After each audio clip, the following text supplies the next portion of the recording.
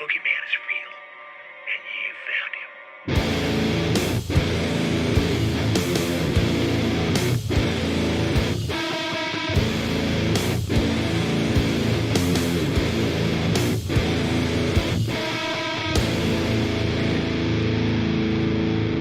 Hello, everybody, and welcome to this bonus episode, I guess I can call it, of the Bearded Horror Review. My name is Dan, aka the Boogey Man, and here on this channel I will usually review a movie, either a classic or a newer release, and give it a review, say how I felt about it, what my thoughts are on it, and whether I feel if it's worth watching or not, in my humble opinion. But today I wanted to do something differently. So not long ago, I started a Patreon. I've done a couple of episodes for the Patreon now, and that is exclusive content for the Patreon. For those who, if you support me, I will give you a little bit extra to say thank you. And those are slightly different to normal episodes. They're not just a normal review. And I had a few people asking me about what's going to be on there, and a few people saying, they can't afford that because of the way the world is. But they want to hear those kinds of things. So I will still be making exclusive Patreon content to say thank you to anyone who does support me through the Patreon. There is a link in the show notes if you want to have a look at that. But what I thought I would do is every so often I thought I would do a bonus episode that will go up on the feed that isn't exactly a review. It might be more of a deep dive or a bit more of a kind of information episode, almost like a docu episode. I don't know really what to call them. It's just a bonus episode, something a little bit different. And not yesterday, the day before, so a couple of days before recording this, I was thinking about 90s horror and how horror kind of changed after Scream. It did. Like, Scream definitely kind of redirected horror in the 90s. Because I remember growing up in the 90s, I grew up watching a lot of 80s and 70s horror films. And because that's what was available, that's the kind of stuff that they put on TV, that's the kind of stuff that my family had in their video collection. Because it was a lot different back then when films were kind of released in cinemas. They didn't make it to screens for a very long time. So the films that they were showing on TV were older films. I think that's why a lot of people who were born in the late 80s, like myself, and grew up in the 90s, still have that nostalgia for the 80s, because that's the kind of content that we seem to get. That's what we watched and that's what we enjoyed. But as I got a little bit older growing up, and I got to about 10 or 11, 12, I was able to start looking at 90s horror films. And I realized that they were vastly different to the films that I was growing up with. Even the same characters, like the Nightmare on Elm Street series and Friday the 13th and Halloween, was very different compared to the earlier films that were released. And I started to wonder, what happened to horror in the 90s? And as I got even older, I was able to look back and see that there was a lot of films released in the 90s, horror films, that were not very good. And a lot of people seem to consider it as the worst decade for horror. So I wanted to kind of look into it and go, is the 90s really the worst decade for horror? And also look at how did that then change to get to where we are now? Because this originally, I wanted to look at one specific person when it came to horror in the 90s. And that's Kevin Williamson, who wrote Scream. And Scream changed horror for better or worse, however you want to see it. But it did change horror in the 90s. It came out in 1996, and the back end of the 90s, horror seemed to change and pick up and have a different kind of style. And that's because of the back of Scream. And I was going to look into that. And as I was researching it and looking into it, I noticed so much more going on in horror. And I thought, well, why did it have a downfall in the first place? Then why did it pick up? And then where did it go from there? So this is going to be a kind of a look at what happened to horror in the 90s. So let's strap in and have a look. Now, I'm not saying there wasn't good horror films in the 90s. There were some really good horror films before Scream. But it seemed there was a societal shift. So in the 80s, horror films were very kind of outlandish, brash. The slasher ruled the genre. People wanted killers, and they wanted to celebritize these killers. You know, it wasn't just there's a killer on the loose. It's Jason, it's Michael, it's Freddy, you know, it's Leatherface. These people in the 90s were established as horror icons. You know, they aimed, by the late 80s, early 90s, these films were aimed at kids almost. You know, you could get toy lines of Freddy. They tried to make an icon of every horror villain. They wanted that kind of celebrity vibe. And by the early 90s, people were getting bored of this. There was, like I said, there was a societal shift. And they kind of went from the campy, funny, kind of almost slasher vibe to wanting more serious, gritty realism. I think decades of real killers put people's minds differently. They wanted to see realistic horror. And that did take a shift. So in the early 90s, you have films like Fallen or The Silence of the Lambs that really took horror villains, but they were real people. Hannibal Lecter, as much as he is he's a horror icon, he is a person. He's not a supernatural being. He's not entering dreams. He's not a resurrected, unstoppable killer. He is a psychiatrist, a very well-educated, smart man who decided to kill and eat his victims. And the film takes a lot of real-life scenarios so it escalates them to Hollywood standard, of course, but that film in particular really tries to look at things from a human perspective. The film, if you've seen the film, it's just a fantastic film. I love Silence of the Lambs. Thomas Harris's books are in my collection, and they're some of my absolute favorites. And I think the film Silence of the Lambs really does the book justice. The film is actually a kind of commentary almost on the male gaze that the female in a very male-dominated society has to take. And that was the idea at the minute. If you actually watch the film, there's a lot of film shot from the main character's POV, which is Clarice Starling. She's a young woman who's a trainee in the FBI, and she has to be surrounded by these very powerful men, and she has to be able to stand her ground. And it shows a lot of shots from her point of view of men talking directly at her. And then the content itself of the film, a man seemingly wanting to kill women. And it's a very kind of, it talks from that point of view a lot.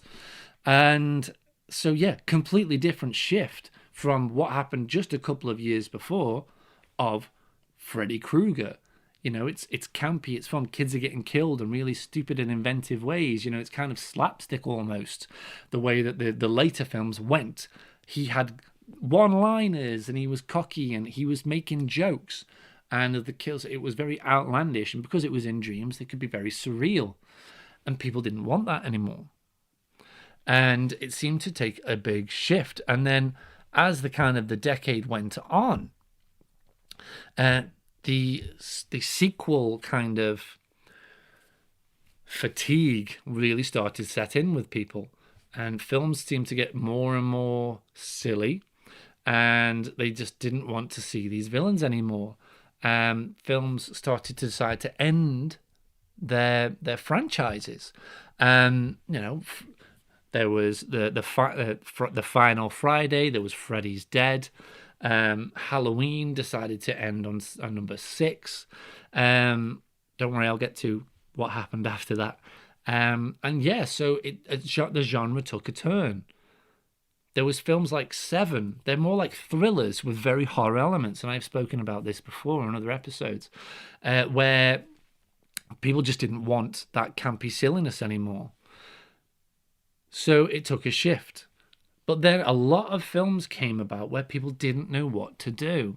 And there was a lot of films that came about with a supernatural kind of spin. Or they were still trying to cling on to that sequel fatigue. There was the Child's Play series was coming about. And by Child's Play 3, like, people were just like, no, it's not very good anymore. You've burnt it out. There was all manner of films. Like, there was The Leprechaun. The first one came out in the 90s again, but it's a horror comedy.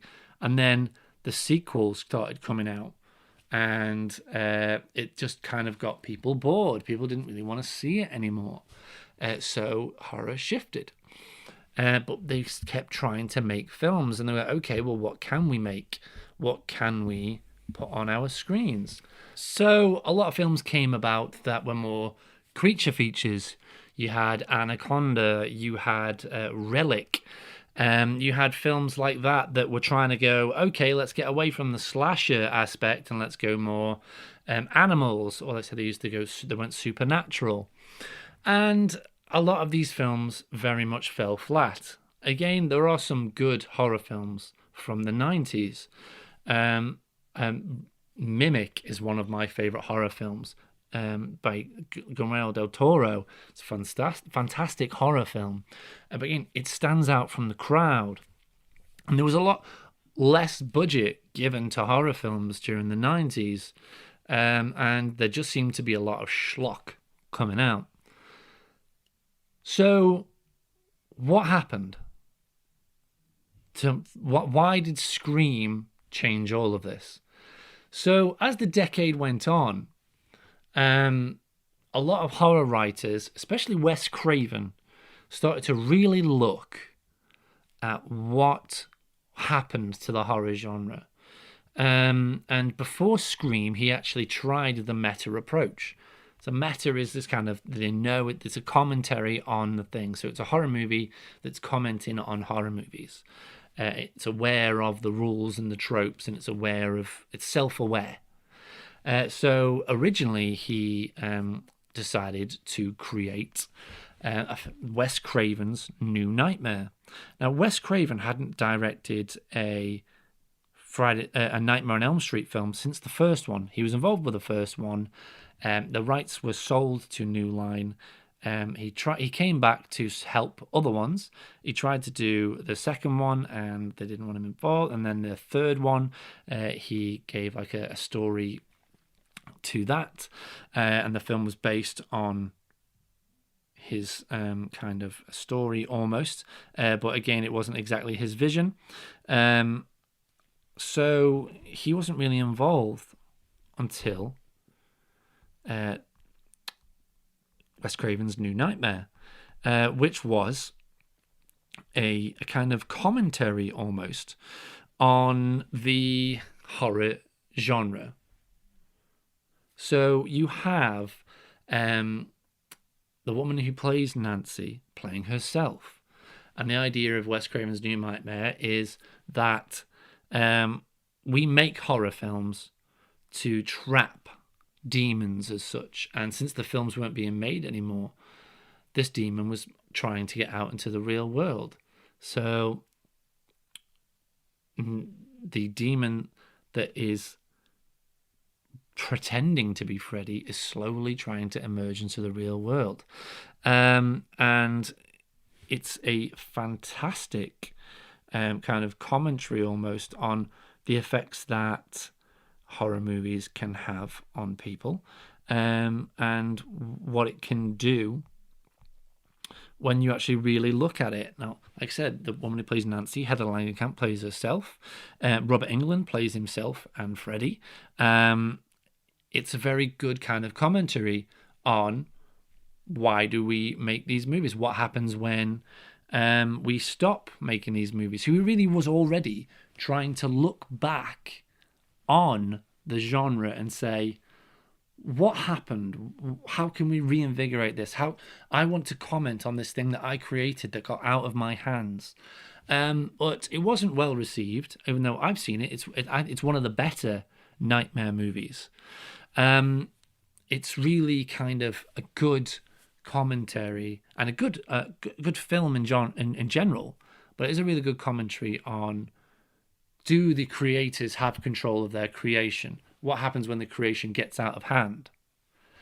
So yeah, it's a really good film. But, he tried and it didn't do that well. So he kind of went back to the drawing board, and there was a film being written by a man named Kevin Williamson. Originally, that film was called Scary Movie. And however, during the process, it was actually retitled to Scream. And this is why I talk about Kevin Williamson, because he was the writer of Scream. He was also, he did screenplays for a couple of other movies that we'll talk about in a minute, that kind of set up the genre going forward for the next few years. And that is, again, it's a reinvigoration of the slasher, but it's a slasher that's serious, because like I said, slashers got very campy and comedy. And this film had, no, slashers are serious again. And that's what Scream tried to do. So Scream was a commentary on slasher films, how they fell out of grace. People still enjoy them, but they're not taken seriously anymore. And so they talked about how rules are set up for slasher films. Not horror films, slasher films. There's certain things you do and don't do. And if you do these things, you will die. And it was a blueprint, and I've talked about blueprints in my previous episodes. So this was a very much a commentary on slashers. And the reason why this film, again, is not just a good film for that reason, the writing is incredible. So not just like the story, the dialogue, the way that people interact with each other in this film. So what Kevin Williamson is so good at is writing believable characters. And he wrote believable young characters. And that's something that hadn't been done for a long time. These people felt that in 80s movies and the early 90s slashers, a lot of the characters felt like caricatures. I'm not talking about the early ones. I'm not talking about Nightmare 1. I'm not talking about Halloween. I'm talking about what they started to become when the sequels were knocking about and the genre kept going and more slashers were just being pumped out. A lot of these characters just felt like fodder. They felt like they were put there to be one emotion, one stereotype, and then to eventually be killed off. And we weren't rooting for him. It was all about the kills, and it was no longer about the characters. So Kevin Williamson really looked at the characters that were in his stories. And in Scream, he really created a bunch of people that you believe are real people. And then he put them in a scenario that was very real life. And the writing from Kevin Williamson and the direction from Wes Craven, who had tried to reinvigorate his horror credentials over the last few years, and he had been struggling. So when he was making this film, it was a bit of a gamble, but it paid off. So there's things about Scream, not only the writing and the dialogue and the way characters interact with each other, that make it more realistic and more kind of relatable to people. Because that's what I think a lot of people were missing. They wanted realistic, they wanted relatable. And that's why the gritty thrillers kind of seemed more appealing, because it's a killer and it's outlandish. You have to have a suspension of disbelief, but it's a real world setting and it's a real world characters, and it seems like people could go through something like this. So Scream came along, and then there was the direction by Wes Craven, showing not only that the victims were real people, but also are killers. And I'm not talking about the reveal at the end. I'm not going to try and give away any spoilers if you haven't seen Scream. But the way that things happen during the film, such as people are getting chased by the killer, and the killer will trip, the killer will miss. Our victim will try and throw projectiles. We'll put something in the killer's way. They'll fight back. And you can see the killer stumble. You can see the killer struggle and fall and trip. But the killer keeps going. You know it's not a supernatural being. You know it's not some kind of ghost or entity. It's a guy in a mask. And it created tension. It created realism again. And that's what the horror genre of slashers, the slasher genre, had been missing. And there had been films before, like I said, there was Silence of the Lambs, there was Fallen, there was these other films that were kind of realistic, but they weren't slashers. They were whodunits, they were investigations, they were thrillers. But now it's a true red-blooded slasher. What does a slasher need? We need teens. We need a killer. We need a setting that sets up the reason why these kids are being killed. So it could be a place, or it could be a reason or something. Or and then what we need as well is we need relatable characters. So when we look back at, say, Nightmare on Elm Street, the first one, those characters are relatable. They're not one-dimensional. They are, as best can be written and acted, teens, even though they're all 25. They're these teens that, they're struggling. They can't stay awake. Their parents aren't listening to them. They're worried. They're scared. And that's what's happening in Scream. It is a bunch of teenagers that are being stalked. And it seems to be revolving around one person, which is Sidney Prescott. And her past comes into it a lot. The fact that Gail Weathers, a reporter, is a woman who was insufferable, who was there to trying to get a big scoop. She doesn't actually care about these kids or what's going on. She wants a story. She wants to be famous. And that's another relatable thing. We all know that person. We've all seen that person. We see it on the news every day. We know people are like that. They just want to be big. They want to be famous. They don't actually care about the people that are around them. And it's so well written and so well directed. And the icon of Ghostface is just a great slasher. It was a slasher that didn't need to try and be funny. He was actually scary. The phone call motif is brilliant. I think that's why a lot of people my age don't like making phone calls or answering the phone. Because of Scream. If you answered the phone, it could be Ghostface. You could just be doing something as simple as getting ready to watch a movie. And the next thing you know, you could be being chased by a killer who's been taunting you through the phone. And it was a really good motif to kind of link people together and link this character to our victims without him having actually to be in the room. He's just a voice. And that voice is so iconic. You hear that voice and you know it is Ghostface. And so Scream was a success. Huge success. Bigger success than anybody thought it would be. So Kevin Williamson was then asked to help vamp up other projects. And he then, after Scream, went and did the screenplay for I Know What You Did Last Summer.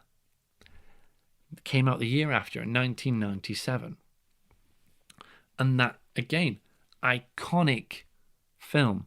Everybody remembers I Know What You Did Last Summer, or they know someone who has seen I Know What You Did Last Summer. Very relatable storyline yet again. A group of teens who one year they're having a party, they're driving, and they run someone over. And they're scared of the consequences. So instead of dealing with them, they take this body and they dump it. A year later, someone seems to know.